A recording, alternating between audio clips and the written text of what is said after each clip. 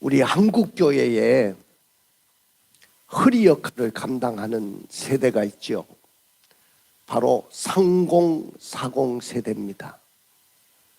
근데 우리 한국교회 허리 역할을 감당하는 이 3040 세대가 약한 고리 3040 세대가 됐다는 거예요. 근데 굉장히 주목을 받는 세대이기도 합니다. 여러분들, 인간의 수명이 점점 늘어나서 이제는 100세 시대를 살아가고 있습니다. 근데 인간의 수명이 연장되면서 인생의 전반에 해당되는 이 3040 세대가 어떻게 사는지에 따라서 그 자신들의 개인의 인생뿐만 아니라 사회 전체 전반에 이들이 영향을 줄 수밖에 없습니다. 일반 사회보다도 지금 한국교회는 고령화가 더 심각해요. 제가 어느 교회 가든지 설교를 할 기회가 얻어서 설교를 하게 되면 늘 안타까운 것이 젊은 세대가 없다는 거예요. 이 3040 세대가 없고 전부 다 허연 할아버지 할머니만 앉아있는 것을 볼 때 너무나도 안타까웠습니다. 그렇기 때문에 이 3040 이 젊은 층의 이 세대가 주목받을 수밖에 없어요. 근데 이전과 다른 것이, 저도 3040 세대를 지냈지만은 그때는 거의 인구 이동이 그렇게 많지 않았기 때문에 부모님과 다른 친인척과 긴밀한 인간관계를 유지하면서 그들이 살았어요. 그러나 오늘날 이 3040 세대는요, 결혼이라든지 가족생활이라든지 직장생활 등에 다 불확실성이 있는 거예요. 모든 것이 다 불안한 거예요.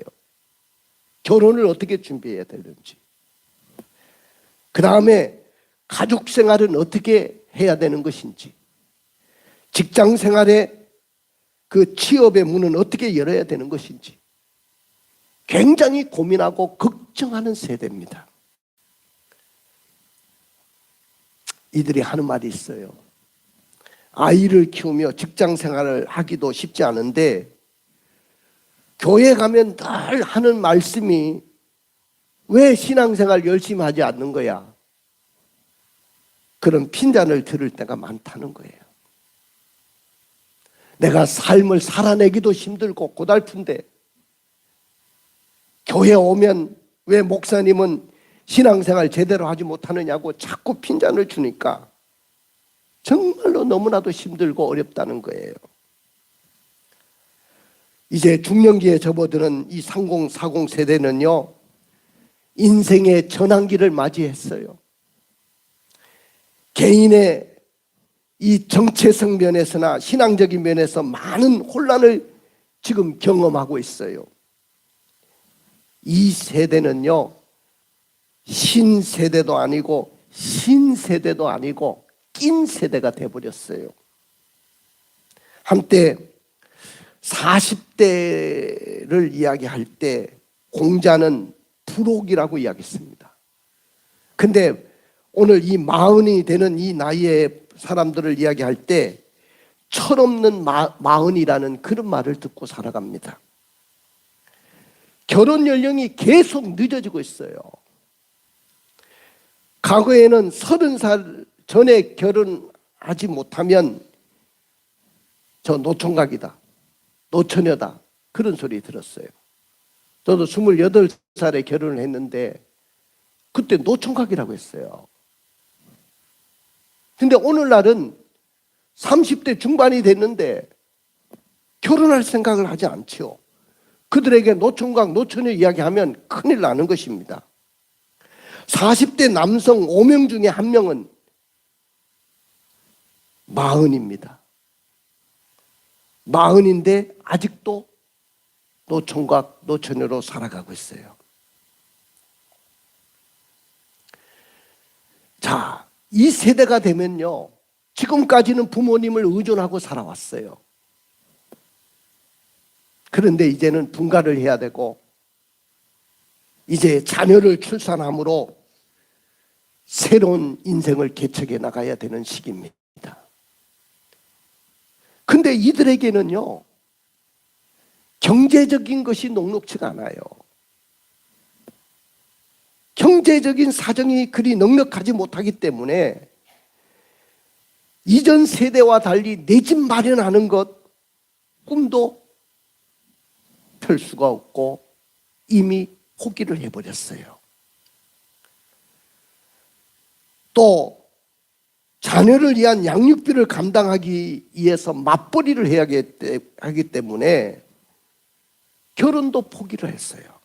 출산도 포기했어요. 연애도 포기했어요. 모든 것을 다 포기하고 살아가고 있습니다. 여러분들 30, 40 세대 크리스천들, 예수 믿는 기독교인들도 그 삶은 별반 다를 것이 없고 녹록지가 않습니다. 자, 교회 안에서도 청년 세대이기도 하지만은 이제 청년 세대를 마감하고 기성 세대로 넘어가는 과정이지만은 기성 세대의 거부감으로 인해 가지고 장년부에 쉽게 편입되기도 어려운 거죠. 삶의 불안정과 분주함으로 신앙도 약화되기 시작했습니다. 그래서 제일 종교에 무관심한 세대가 30, 40 세대고, 이 30, 40 세대의 불완전한 신앙 상태가 계속되기 시작하면 한국 교회는 그만큼 약한 고리 30, 40 세대가 되어서 교회 허리를 잃어버리는 거예요. 대예배 출석하는 출석률이 가장 낮은 세대가 30, 40 세대가 됐어요. 온라인상에 떠돌아다니는 성도들 주도하는 세대가 30, 40 세대고요. 집에서 그냥 인터넷으로 예배를 드리는 세대, 가난 성도들은 대부분이 30, 40 세대가 되어버렸습니다. 이 세대가 약화되면 자연히 주일학교가 약화될 수밖에 없어요. 오늘날 주일학교 예배 드리지 않는 곳이 얼마나 많습니까? 중고등부 예배 이제 다 없어지고 있어요. 한국교회. 결국은 30, 40 세대가 살아야 한국교회가 살 줄로 믿습니다. 할렐루야. 오늘 그들이 인생의 전환기에 올바른 가치관과 신앙관을 갖도록 우리가 도와줘야 돼요. 그들이 예배 잘 드리고 교회 봉사 잘하고 직장 사회생활도 잘하고 가정과 자녀 양육에도 신앙인으로서의 정체성을 확립하고 실천할 수 있도록 우리 50, 60 세대가 그들을 도와주고 밀어줘야 돼요. 그리고 멘토 역할을 해줘야 될 줄로 믿습니다. 오늘 저는요, 약한 고리 30, 40 세대를 이야기하면서 오늘 본문의 이야기로 들어가려고 합니다. 오늘 이 본문의 이야기는요, 젊은 날의 다윗의 생애를 말씀하고 있어요. 그 다윗의 생애는 오늘날 30, 40 세대를 그대로 보여주는 것이죠. 블레셋의 가드로 도망을 갑니다. 사울왕이 자신을 죽이려고 하니까 블레셋 땅으로 도망갔을 때, 그때 블레셋 땅에 딱 가니까 블레셋 왕이 이스라엘의 큰 장수가, 대장군이 자기 나라로 넘어왔단 말이죠. 혹시 전쟁을 일으키려고 여기에 온 것은 아닌가? 두려워서 오늘 다윗을 경계 대상으로 삼고 그랬을 때 다윗이 살아남으려고요, 미친 채를 합니다. 바지자락을 흘러내리고 수염에 침을 흘려가지고 겨우 살아났습니다. 그래가지고 또다시 도망간 곳이 아둘람 동굴이라는 동굴에 도망갑니다. 그 아둘람 동굴은 어떤 곳이냐면은 다윗의 원수가 언제든지 그를 죽이려고 기다리고 있고 삼키려고 하고 있고 자기를 고통의 자리에 빠뜨리려고 웅덩이를 파고 기다리고 있는 그런 상황 속에 거기서 숨어서 기다리고 있습니다. 그런 상황 속에서도 하나님의 긍휼을 구하고 있어요. 은혜를 구하고 있습니다. 그러면서 다윗은 이 재앙이 다 지나가기까지 내가 주의 날개 그늘 아래 거하겠습니다. 그렇게 고백합니다. 그리고 하나님이 자기 편인 줄 알고 이제부터는 주님을 의지하고 원수를 두려워하지 않겠다고 노래하고 있습니다. 하나님께 감사하는 찬양을 다시 회복하고 믿음으로 살겠다고 고백하면서 지금 아둘람 동굴에 캄캄한 어둠이 덮여 있지만은 내가 동이 트는 새벽을 깨우겠다고 새로운 세상을 내가 만들어내겠다고 다짐하고 결심하는 노래를 하고 있습니다. 할렐루야. 그러면서 하나님의 영광이 이 땅은 물론 저 하늘 끝까지 높아지기를 원합니다 라고 하나님 앞에 찬양을 하고 있습니다. 그럼 왜 다윗이 오늘 본문에 보니까 내가 새벽을 깨우리로다 이렇게 고백을 했는데 왜 내가 새벽을 깨우리로다고 고백을 했을까요? 오늘 21세기를 살아가는 3040 세대 여러분들, 특별히 이 교회 안에 허리 역할을 감당해야 될 이 젊은이들, 한국교회 안에 약한 고리인 이 3040 세대가 새벽을 깨우려고 하면 어떻게 신앙생활을 해야 될까요? 그래서 오늘 저의 설교 제목은 3040 세대여 새벽을 깨우라. 할렐루야. 이런 제목으로 말씀을 드리려고 합니다. 자, 그러나 다윗에게는 어둠이 그를 덮고 있었습니다. 한 치 앞을 내다볼 수가 없고 앞을 생각하면 늘 캄캄했습니다. 그러면 왜 다윗의 인생 가운데 어둠이 덮여 있을까요? 그것은 아둘람 굴에 피해 가지고 재앙 가운데 살아내고 있었기 때문에 그렇습니다. 여러분들 이 아둘람 동굴에 도망을 가니까 그때 사람들이 몰려오기 시작했는데 어떤 사람이냐? 이 땅에 잘 나가는 사람들이 아니었어요. 이 땅에 큰 고위 관료들이 아니었어요. 원통한 사람들, 빚진 사람들, 실직한 사람들, 굶주린 사람들, 사망의 그늘 아래 앉아있는 그 백성들이 몰려오기 시작합니다. 처음에는 한 400명 정도 모였는데 나중에는 한 600명이 됐어요. 이 억울하고 답답한 사람들이 600명이 왔어요. 이 600명을 뭐라고 하냐면은 아둘람 공동체라고 부릅니다. 이 아둘람 공동체가 후일에 다윗이 왕의 자리에 오를 때 다윗의 왕국을 건설하는 주역들이 다 돼요. 저는 우리 교회를 시작할 때 우리 여기 김용호 안수 집사님, 또 우리 저 뒤에 계시는 조항백 안수 집사님, 그리고 또 다른 교회 가 있지만 김정일 집사님, 그리고 이일남 집사님, 이 네 가정이 이 교회를 시작했어요. 근데 그분들이 다 그때 나이가, 우리 조 집사님은 20대 후반, 다 20대 후반이었어요.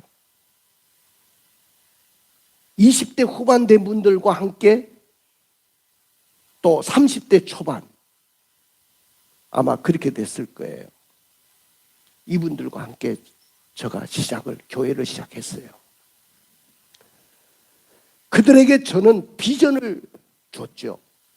이 교회는 생명을 살리는 하나님의 나라의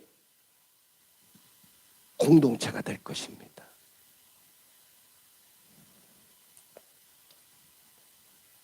초대교회 능력으로 예수의 제자가 되고 예수의 제자를 삼아 21세기의 1,000일 비전을 이루는 생명의 공동체가 될 것입니다 라고 비전과 함께 시작을 했어요.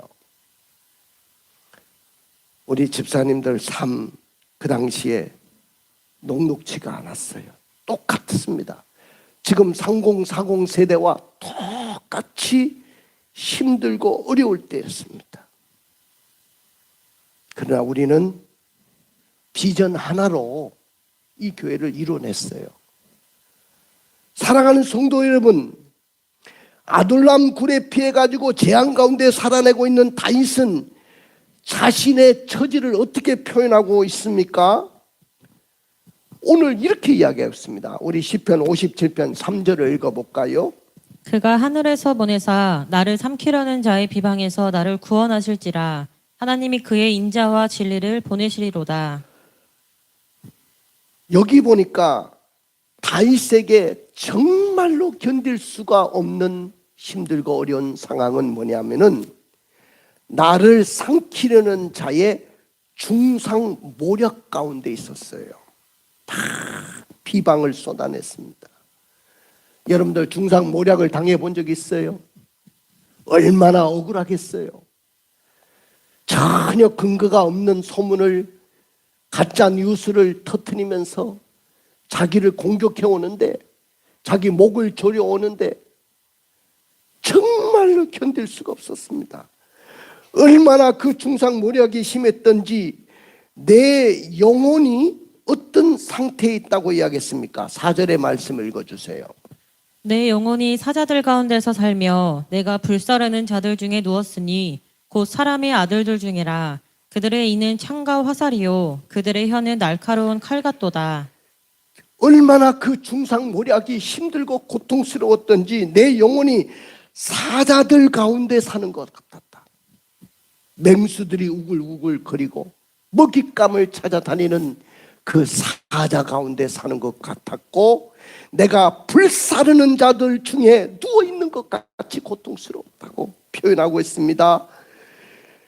그들의 이는 칼이고 화살이었어. 그들의 혀는 날카로운 칼과 같아서 자기 가슴을 마구 찔러대는데 얼마나 그 아픔이 고통스러운지 모릅니다.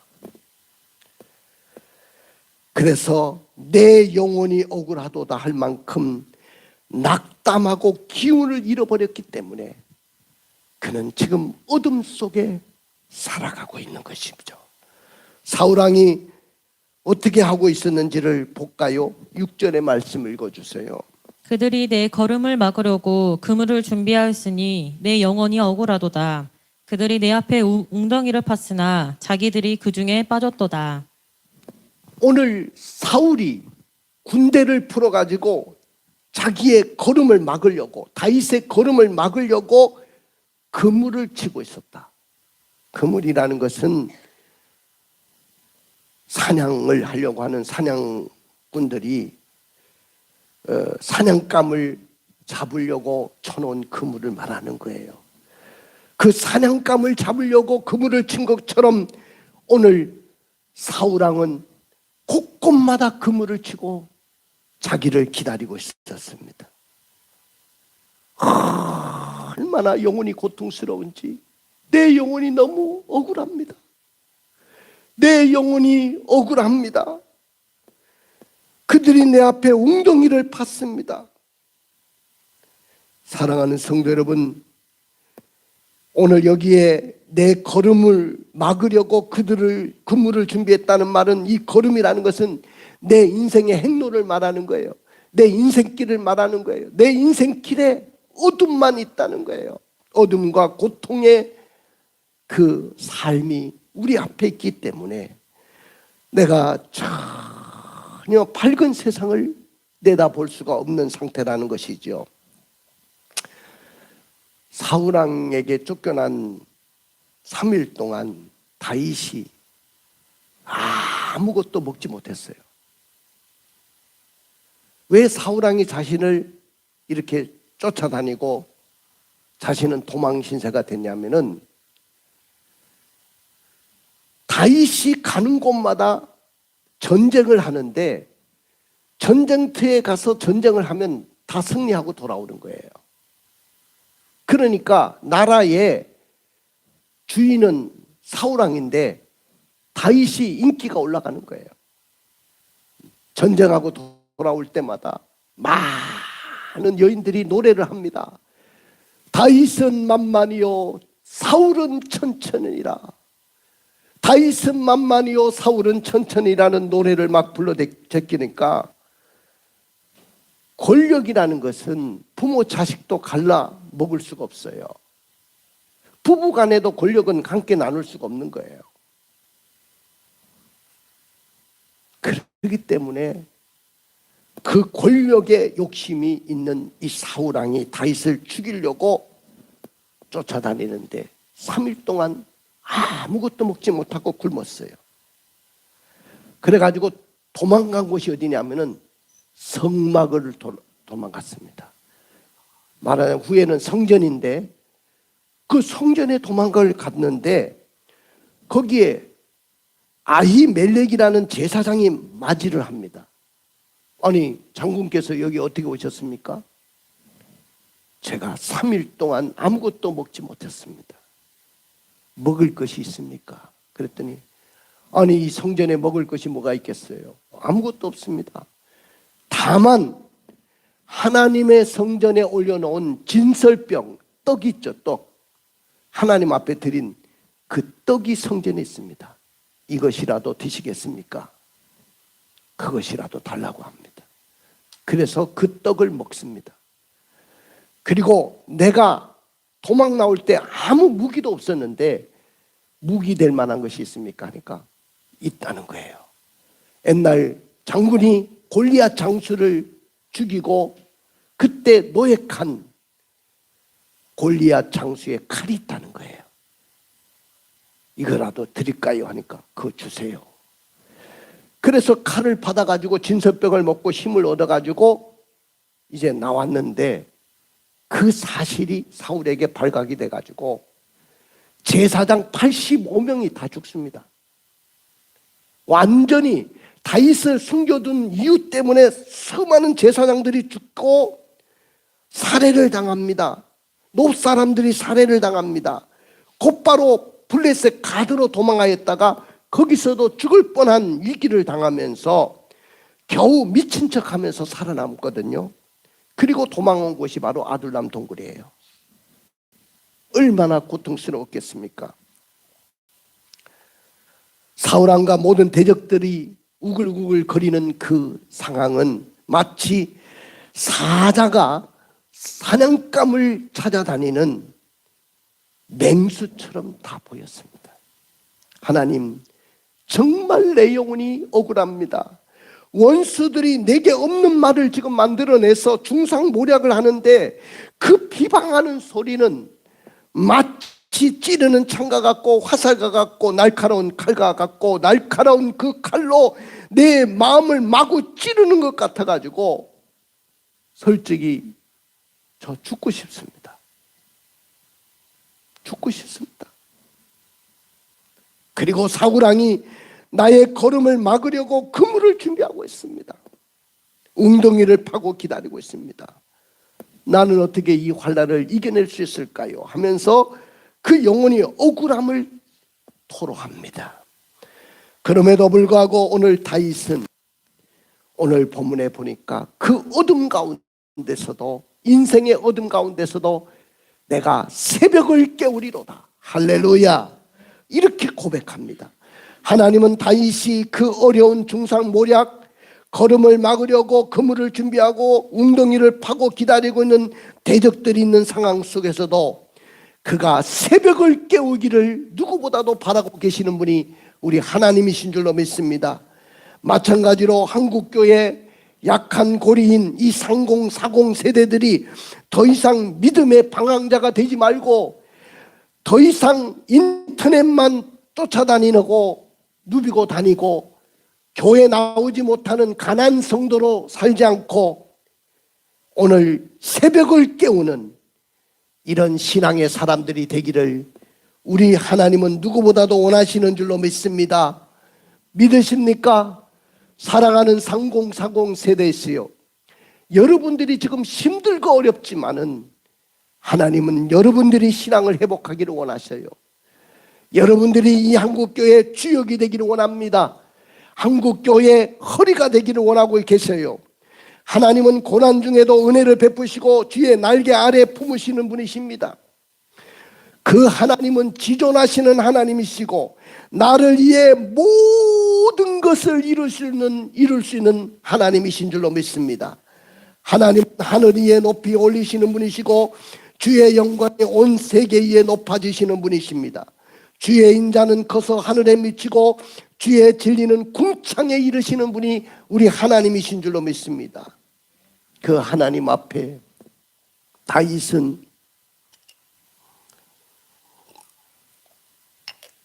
인생의 어둠 속에서, 칠흑 같은 인생의 어둠 속에서 어떻게 신앙 고백을 하고 있습니까?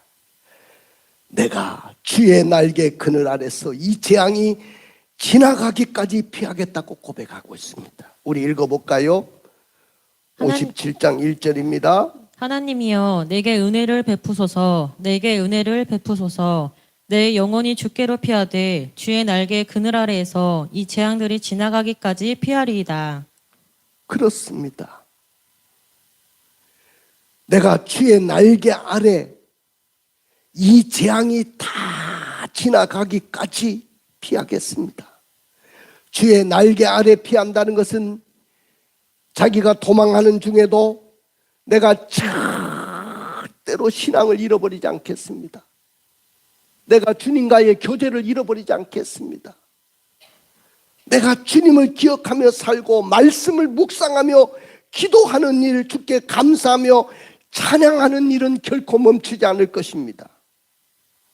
다윗은 실제로 아둘람 동굴에서 600명의 아둘람 공동체와 함께 사는 가운데서도 억울한 당한 사람, 빚진 사람, 굶어 죽는 사람, 이런 사람들이 그들에게 몰려들었지만은 그 건달들이고 오합지졸과 같은 이 사람들을 통해 가지고 다윗 시대의 찬란한 문화를 꽃피운 주역들로 만드는 줄로 믿습니다.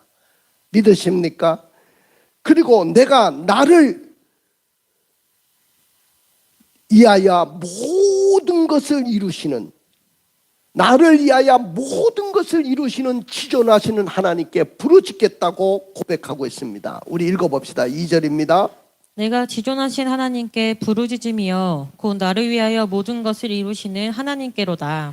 그렇습니다. 하나님은 지존하시는 하나님이신데 그 지존하시는 하나님께 내게 부르짖는데 그 하나님은 어떤 하나님이냐? 나를 위하여 모든 것을 다 이루실 수 있는 하나님이셔요. 여러분들이 인생 속에 힘들고 어려운 일도 많아요. 결혼을 준비하는 일도 힘들고 앞으로 어떻게 살아갈까? 집은 어떻게 장만할까? 자식은 어떻게 낳아서 키울까? 여러 가지 고민도 있고 걱정도 많아요. 그러나 30, 40 세대요. 오늘 지존하시는 하나님은 모든 것을 여러분들을 위해서 여러분들이 힘들고 억울한 모든 일들까지도 다 회복시키실 수 있는 하나님이신 줄로 믿습니다. 이 고백이 있기를 주의 이름으로 축원을 드립니다. 그리고 그가 하늘에서 보내사 나를 삼키려는 자의 비방에서 나를 구원하실 거라고 고백했어요. 우리 3절의 말씀을 읽어보십시다. 그가 하늘에서 보내사 나를 삼키려는 자의 비방에서 나를 구원하실지라. 하나님이 그의 인자와 진리를 보내시리로다. 하늘에서 누구를 보낸다고요? 천사를 보내서, 하늘에서 천사를 보내서 자신을 삼키는 자의 비방에서 구원하실 거라고 했어요. 하나님은 구원하시는 하나님이셔요. 여러분들의 삶을 구원하실 하나님이신 줄로 믿습니다. 다윗을 아둘람 동굴에 어둠컴컴한 그 동굴에 있을지라도 다시 회복시키시고 다시 구원하실 수 있는 하나님은 그 하나님을 고백하고 있어요.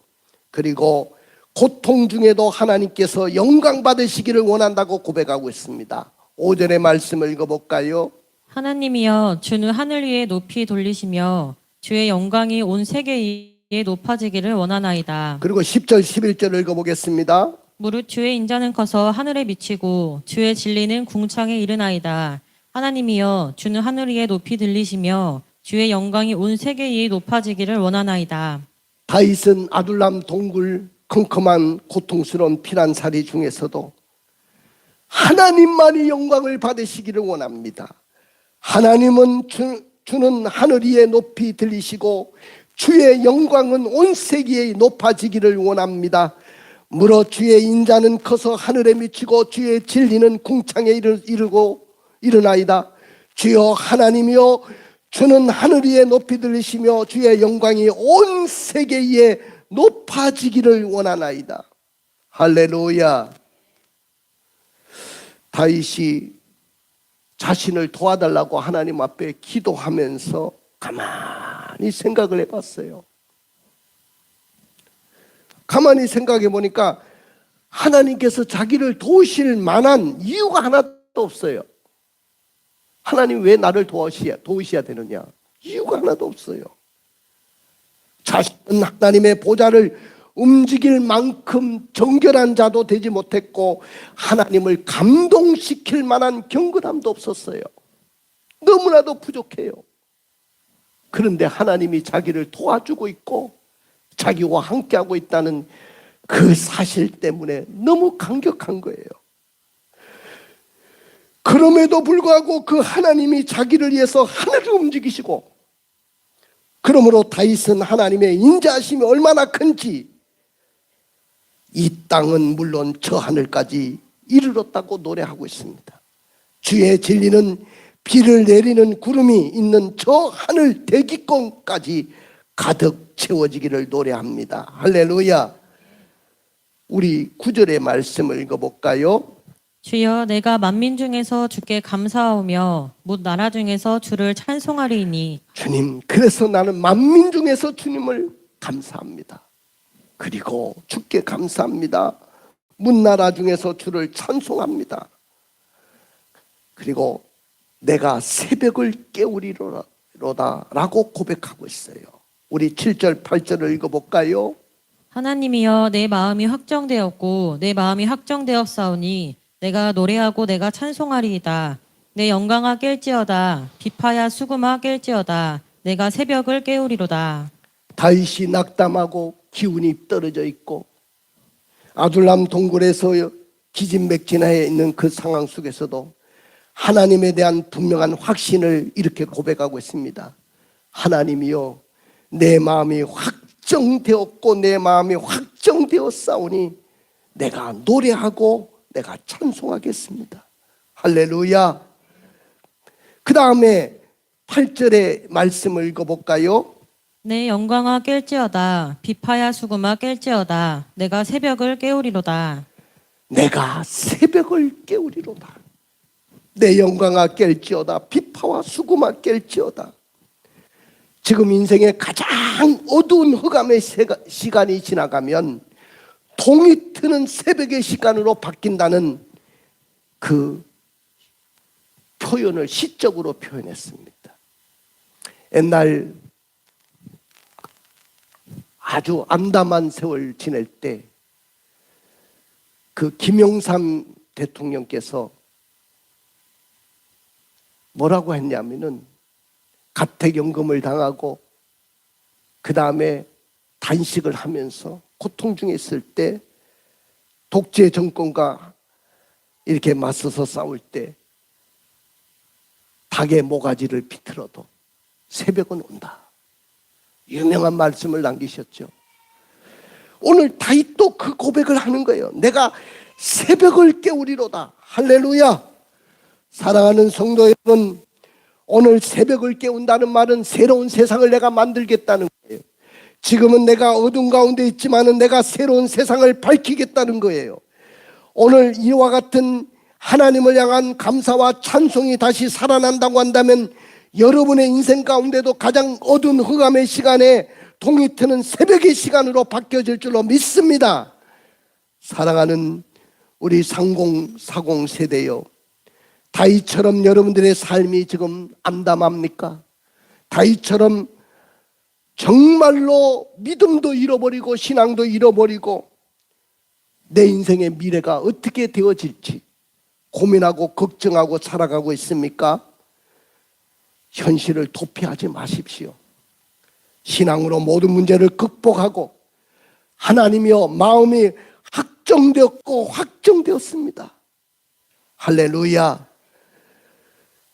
오늘 내가 다시 새벽을 깨우겠습니다. 새로운 세상을 만들어내겠습니다. 할렐루야.